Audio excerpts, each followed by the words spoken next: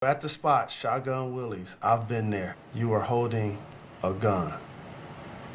And we both know how dangerous that can be. Whose gun were you holding?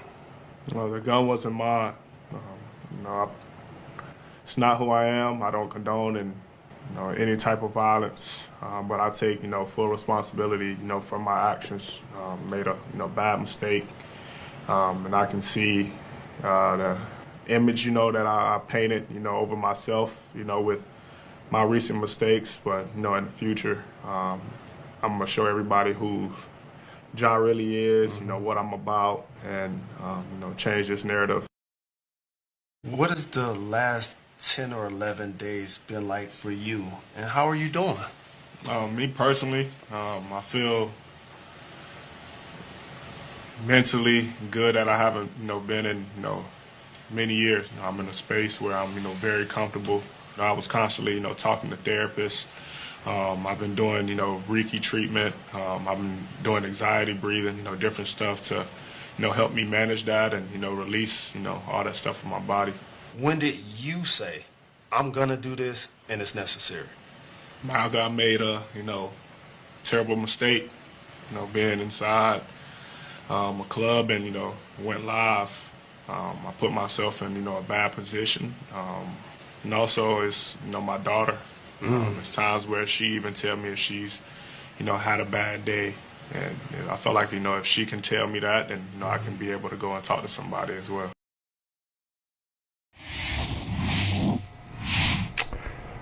Hey, Nat. Hello. This isn't necessarily exclusive for Ja, but it's just one thing that jumps out to me when people get caught and they come at us with the canned PR statement of, that's not who I really am. Mm-hmm.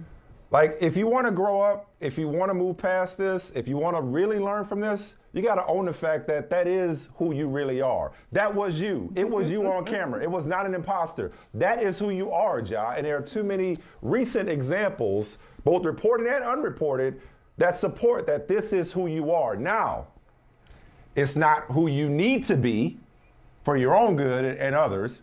And it may not be, and it shouldn't be who you want to be. So own it, this is who you are, and you need to be better than who you've been. Unless and until you can do that, you're gonna make different forms of the same mistakes over and over again, Nat. And the last thing I say before I pass to you, Nat, is like the number of games and even the retroactive time served doesn't bother me, because I've never been one of these people that think that you can learn your lesson. There's a minimum number of games that it takes to learn your lesson. 8 games is fine with me, as long as he's actually got his dome straight. Yeah, I'm a little concerned because the idea that he went to counseling, and at least by the reports, he's checked himself out of counseling. He's not in it anymore. I mean, everything he was saying sounded great, but sort of as you alluded to, I mean, it's not about a minimum number of games. It takes time to make that kind of change. Like, if you've displayed certain habits and you've behaved a certain way, like, it's not going to change overnight. So I get, look, the NBA is a business and I get the need. It's like, all right, you want to get him back so he can play. But I'm just a little concerned about this approach that's being taken. I'm not sure he's out of counseling already. I'm just not sure that the issue is going to resolve. And I'm worried that there could still be more incidents to come in the future. Oh, that's interesting. And you know what, Nat and Michael, I don't think this is a situation, for Ja Morant, for this 8-game suspension. A lot of times when there's a suspension, a lengthy suspension, there are fans who have some really strong opinions about it, and there are a lot of fans who will be against the player. I don't get the sense that a lot of people are against Ja Morant. So when he says, all the negativity that's out there, yeah, there's negativity that's been brought to him, has been brought to the Grizzlies, but I don't, you guys tell me if you see something different or hear something different. I don't hear a lot of people saying, oh, Ja's done. I'm done with Ja. He'll never be anything. I think it's just the opposite. But this is where I really am a little concerned with this. I think it's too early to be talking. I didn't like this whole scripted sit down. It was very I didn't scripted. like the tone of it. I didn't like the tone of it. Very PR. And even though it was a PR operation. You know what I didn't like? He said this. Look, I take responsibility, but a lot of the stuff that's been out there, most of them are lies. Okay, if you're going to say that, don't say anything. It's just too early to be talking if you're not ready to accept responsibility for everything. I'm not saying you got to go out there and say, yeah, I did it, it was me. But it also sounds like he's making some excuses. You guys hear that? Yeah. I mean, some of that is the PR and like the advice from his counsel, right? Like some of these things are still being investigated, right? Like criminally. It's not just like the gun incident, but there was the mall. There's all these other things that have come up. So he's going to deny them. I get that. But to your point, Michael, about the way people look at him, like the criticism that's come is basically like, come on, what are you doing? Like, you're risking, we already know that his endorsements are at risk, right? Like you're risking your endorsements, you're risking your career. You could be the face of the league. So yeah, there have been people who said like, stop blaming it on his friends. Like, this is him. This is who Ja is, like Michael said.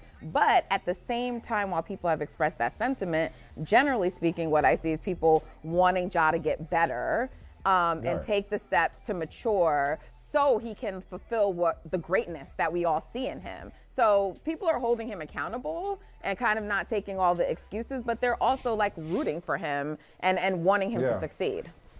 I just want him to be smart because it's like, I understand what I mean when I say this. I almost wish the gun was his. Now, I know that would have gotten him in a lot more trouble, but it's like, so wait a second. You brought all this on yourself because you were flexing with somebody else's gun? Right. Like it's not even yours. Like, I mean, like what if something actually happened? Oh, but the gun wasn't mine. It's like, bruh, that's kind of worse. Like that's why you register guns. You know what I'm saying? You don't want to do something that something happen with somebody else's gun. When you say it that way, it really is stupid when you say it like that. Like, wait a minute. Like, the gun was not mine. Somebody else's? So what the hell were you doing? The gun was not yours, and you're going around like flashing the gun that's not yours in the club? On IG?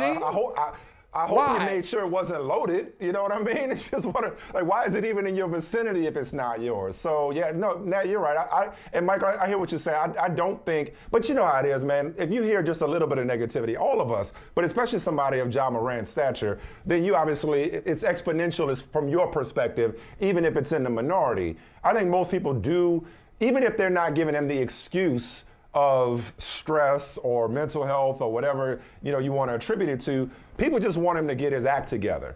Whether that's just a maturity thing, whether counseling is what he needs. Hopefully, and here's the other thing, and Natalie, we can have this conversation offline.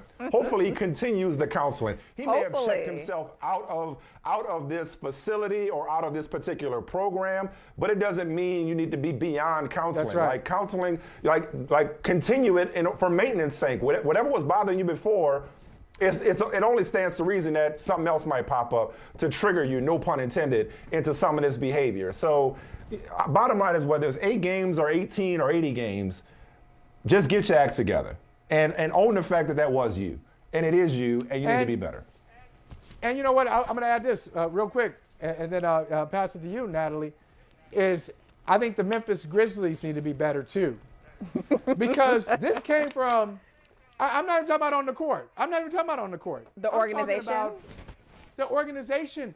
This came from the league. Yeah. So if think about the progression of this. When we first heard about Ja Morant, we first heard about the Washington Post report, what did Grizzlies say? Hey, we're aware, we support Ja. Ja was saying, his agent was saying it's a bunch of gossip and speculation. We go from that, Grizzlies protecting him, Ja and his agent protecting himself and protecting that brand, to 8-game suspension, this scripted PR interview, rehab. That's coming from the league. The league has stepped in. The Grizzlies need to be better at holding Ja accountable too. Yeah, and I mean, you can put yourself probably in the Grizzlies, the organization's shoes, and it's their star, right? So like you want to hold him accountable or try to get him better, and then also it's like the stars just are usually given a little bit more leeway. But I mean, there were reports that Steven Adams, right? They had like the team, the players only meeting. He tried to talk to him. And there was other reporting from Michael, who came on our show before, from the Commercial Appeal. And he said that there are definitely people around Ja who've tried to talk to him and he wasn't listening. So, Higher, though. Got to be higher. Steven Adams is a peer. Steven Adams is a player. But listen, he's a big, strong, respected peer. If he don't get your attention, nobody will. Ja Morant hasn't broken any laws. He didn't violate any criminal statutes. I am going to use a gun pun when I say he dodged a bullet. It could have been worse. Don't learn a lesson the hard way, okay? Sure. Hopefully you learn your lesson and nobody had to, wasn't costly with their life or something like that. Hey, thank you for watching Brother from Another. If you haven't hit that subscribe button, go ahead and do that now. Don't forget you can catch us 3 to 4 weekdays on PeacockTV.com and on Sirius XM Channel 85.